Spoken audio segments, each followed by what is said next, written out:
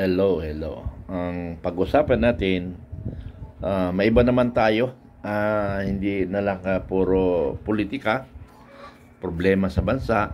Ang problema natin yung peace in order, peace in order sa mga barabarangay. Kaya nga sabi ko nga, mga commanders, Filipino Guerrilla Forces, kapag naayos natin ang barangay, nakapag-organize tayo sa barangay, ay magiging maganda na ang ating bansa. Pero sabi ko, challenge ko, na mayroon tayong responsibility, yung mga barangay commanders,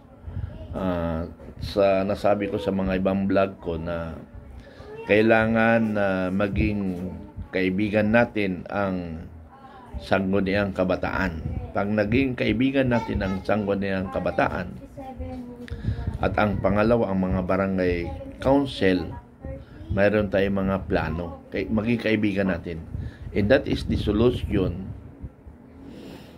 for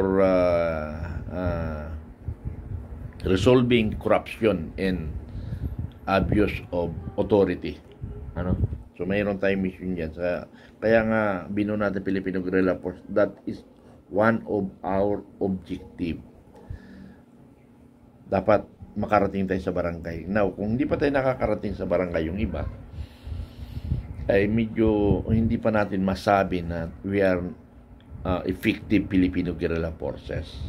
Pero kung naka-organize na tayo sa barangay, we are now effective Guerrilla Forces Commanders. Now, sa municipality,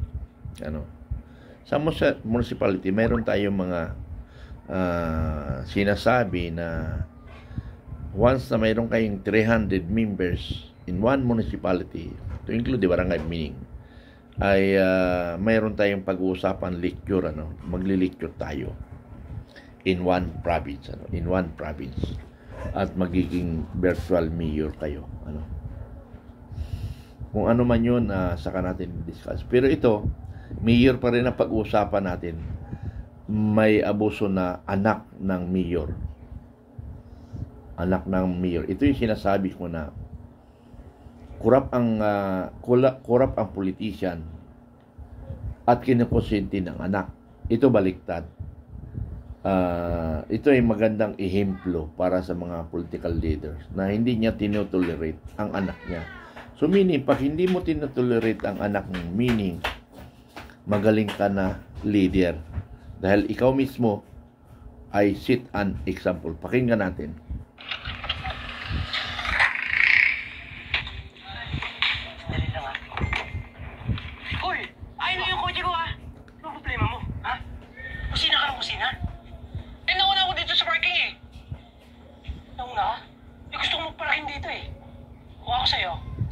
Alisin mo na yung sasakyan mong bulok. Maghanap ka ng parkingan mo. Mas bulok ka! Tagal-tagal ko na naghintay dito, hindi ka pa marunong maghintay? Wala akong pakialam. Gusto ko pong parking dito. Hindi mo ko kilala. Anak ako ni Mayor. Baka gusto mong saktan. Kahit kanino ka pang anak, mali ang ginawa mo. Umalis ka na dito.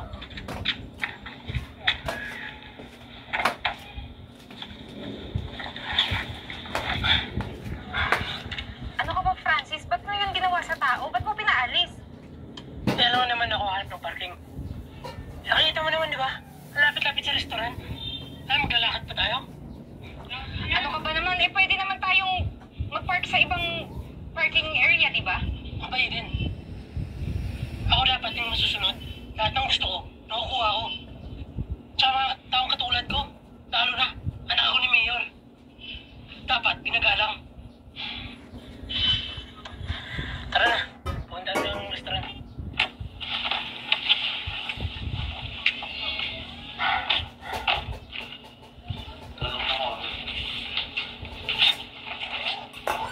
Ay, Pogi. Pwede ba? Doon ka na lang upo. Sir, saglit lang kasi, kanina pa ako nag-aantay dito. Tsaka may order na rin ako. Dito yung gusto kong upo eh. Bakit? Sa iba na lang tayo umupo. May magagawa ka?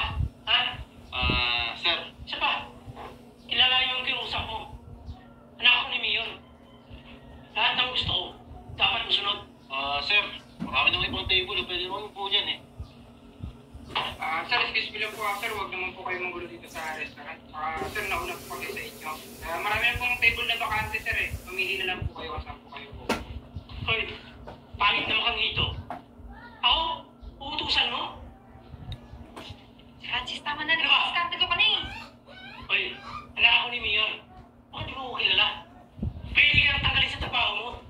Ganito na lang. Sir, ako na lang po yung lilipat ng table. Dito na lang sila. Para wala na ng gulo. Yun naman pala eh. Ilipat ka din. Dahil mo sinasabi. Sige na. Buka na. Ma'am sir, ano po? I-serve mo lahat ng mga bestseller nyo dito. Gusto ko yung masarap ha. Tsaka gawin yung trabaho ng mabilis.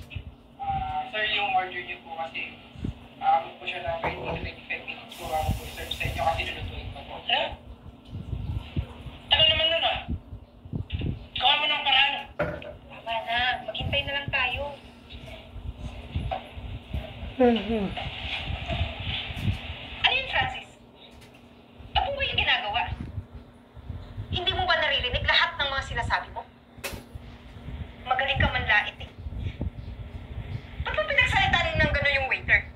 Pati yung taong una nakapwesto dito. Pati na rin sa parking kanina. Ha? Nakabaitin. Lahat ng gusto ko, magagawa ko. Sa ganun talaga. Gagaling mong Mayor. Dapat ako masunod. Dapat kung ano yung tingin nila sa akin, i-respeto ako. Ah, ganun. So ginagamit mo ang pagka-mayor ng tatay mo. Eh dapat nga ikaw yung unang nakikipagkapwa eh. Lalo na sa mga kababayan mo. Sa tingin mo, magugusto yan ng tatay mo pag nalaman yung inuugali mo. Sinisira mo ang pangalan ng tatay mo. Nakabaitin. Nakita mo naman, di ba? Takot sila sa akin. Lalo na yung isa, yung malaking katawan. Nakita mo, lumipat. Ano, magagawa ba sila? Lalo na yung waiter. Eh dapat pag gawin niya mabilis yung trabaho niya. Ayoko na pinag-aantay ako. Lahat ng gusto ko, lahat ng sasabihin ko, dapat masunod. Kung nahihirapan kang makatulog o dumaranas ng pananakit ng kasukasuan ng katandaan, kung kayo Sabihin ko, dapat mas... Wala.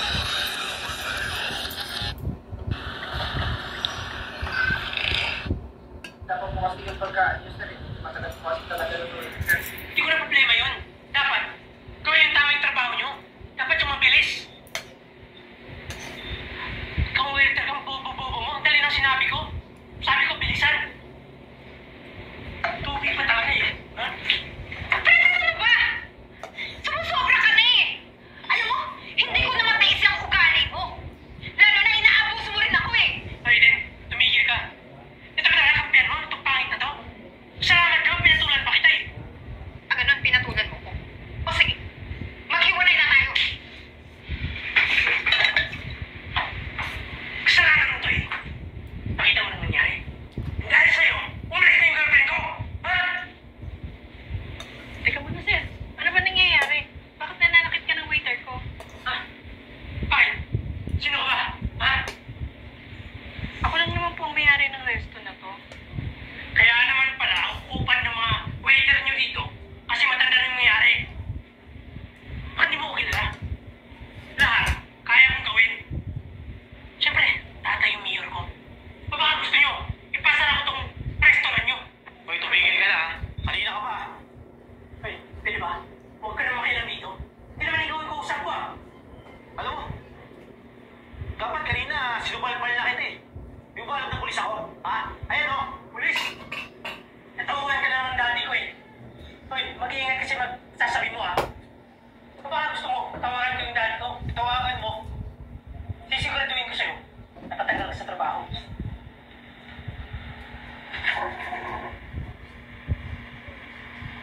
Hello, Dad. Mga Francis. Ipapagawa sana ako sa'yo eh. Meron kasing tutang ng pulis dito. Pabida-bida. Mamagaling. Eh ako ba naman sinisita niya? Kaya naman naman, Dad. Ayaw ko yung sinisita ako. Dapat ako yung masunod, di ba? Kaya lang na gusto ko na matagalan yung trabaho. Sige, kaya na ako masagdara.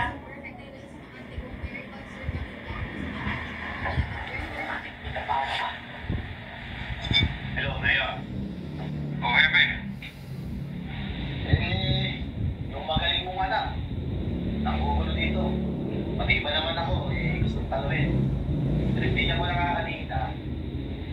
Masyadong mayabang. Alam mo, Mayor, sobra tong anak mo eh. Ginagamit yung pangalan mo para makapanlaman ng iba. Ano bang sunduin dito? Hepe, ikaw na ang bahala dyan. Sige, bigay mo sa anak ko yung cellphone at akong bahala dyan. Oh, makasabi ka na ng dati mo.